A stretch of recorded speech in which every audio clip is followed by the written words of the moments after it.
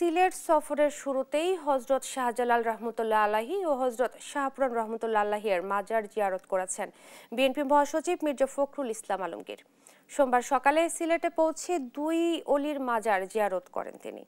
মাজার জিয়ারত শেষে সাংবাদিকদের সঙ্গে আলাপকালে তিনি বলেন, অন্তর্বর্তী সরকারের অধীনে আগামী ফেব্রুয়ারিতেই সুষ্ঠু ও গ্রহণযোগ্য নির্বাচনের প্রত্যাশা করছেন তারা। সফরে তার সঙ্গে রয়েছেন দলের শীর্ষ নেতারা। দুপুরে খালেদা জিয়ার রোগ মুক্তি কামনায় দোয়া মাহফিল ও বিকেলে শহীদ পরিবারকে সম্মাননা অনুষ্ঠানে অংশ নেবেন তিনি। বেলা 2টায় হোটেল স্টার প্যাসিফিকে অনুষ্ঠিত হবে 2004 সালের জুলাই-আগস্ট গণঅভ্যুত্থানে নিহত সিলেটের শহীদ পরিবারের সদস্যদের সম্মাননা অনুষ্ঠান।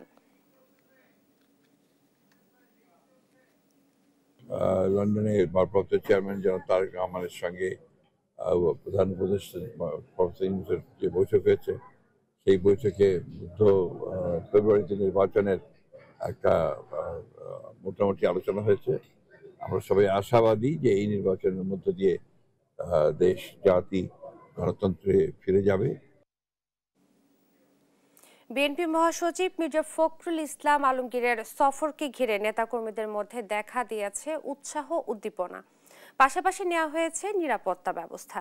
এ নিয়ে বিস্তারিত জানাতে সরাসরি যুক্ত হচ্ছি সহকর্মী খালিদ আহমেদের সঙ্গে। খালিদ, মির্জা ফখরুল আজ কোন কোন কর্মসূচিতে অংশ নেবেন এবং স্থানীয় নেতাকর্মীদের প্রস্তুতি ও নিরাপত্তা ব্যবস্থা কেমন দেখছেন, সব মিলিয়ে জানাবেন। দেখুন, বিএনপির প্রতিষ্ঠাতা চেয়ারম্যান শহীদ রাষ্ট্রপতি জিয়াউর রহমানের রুহের মাগফিরাত কামনা করে এবং বিএনপির চেয়ারপারসন বেগম খালেদা জিয়ার সুস্থতা কামনা করে আজকে কিন্তু সিলেটে বিএনপির উদ্যোগে দোয়া মাহফিল অনুষ্ঠিত হচ্ছে। সিলেটের একটি কমিউনিটি সেন্টারে এই আজকের এই দোয়া মাহফিলে বিএনপির মহাসচিব মির্জা ফখরুল ইসলাম আলমগীর, স্থায়ী কমিটির সদস্য AJM জাহিদ হোসেন সহ কেন্দ্রীয় নেতৃবৃন্দ এসে উপস্থিত হয়েছেন এবং এর আগে কিন্তু সকালে 9টার দিকে কিন্তু মির্জা ফখরুল ইসলাম আলমগীর সহ কেন্দ্রীয় নেতৃবৃন্দ সিলেটে এসে পৌঁছেন এবং সিলেটে পৌঁছেই তারা হযরত শাহজালাল রহমতুল্লাহ আলাইহি এবং হযরত শাহপুরান রহমতুল্লাহ আলাইহির মাজার জিয়ারত করেন এবং আমরা এরপরেই কিন্তু দেখতে পাই যে তারা সরাসরি কিন্তু প্রোগ্রামে চলে আসেন এবং আপনাকে জানিয়ে রাখি যে ইতিমধ্যে স্থায়ী কমিটির সদস্য মির্জা আব্বাসও আমরা দেখতে পাচ্ছি এই অনুষ্ঠান স্থলে চলে এসেছেন এবং আপনি যেটা বলেছেন যে নেতা কর্মীদের মধ্যে যে উচ্ছ্বাস সেটি আমরা লক্ষ্য করছি। এখানে এই হল রুমে আসলে জায়গা সংকলন হচ্ছে না, খুব হল রুম হওয়াতে এখানে আসলে প্রচুর সংখ্যক নেতা কর্মী প্রবেশ করেছেন, যে কারণে একটা বিশৃঙ্খল পরিস্থিতি এখানে বিরাজ করছে। আমাদের সাথে রয়েছেন সিলেট মহানগর বিএনপির নেতা জনাব সালেহ আহমদ ফজলু। আমরা একটু তার সাথে কথা বলবো আজকের এই কর্মসূচি সম্পর্কে। তিনি আমাদেরকে একটু জানাবেন, আজকের কর্মসূচি সম্পর্কে একটু জানাবেন এবং এরপরে কি কর্মসূচি রয়েছে।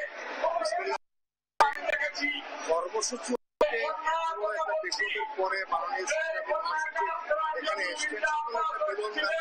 পরিণত হয়েছে। সেখান থেকে আমি একজন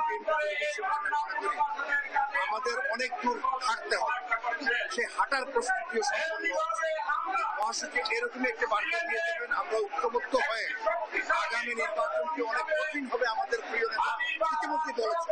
সেই কঠিন লড়াইয়ের জন্য আবার ঐক্যবদ্ধ একটি প্রস্তুতি সেই আমরা হাঁটছি। Thank you.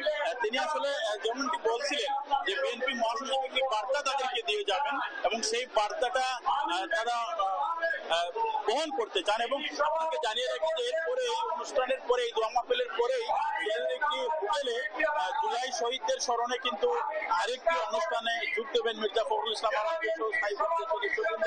তো সিলেটে বিএনপির এই দোয়া মাহফিল থেকে আমার কাছে এই ছিল সর্বশেষ। ধন্যবাদ আপনাকে।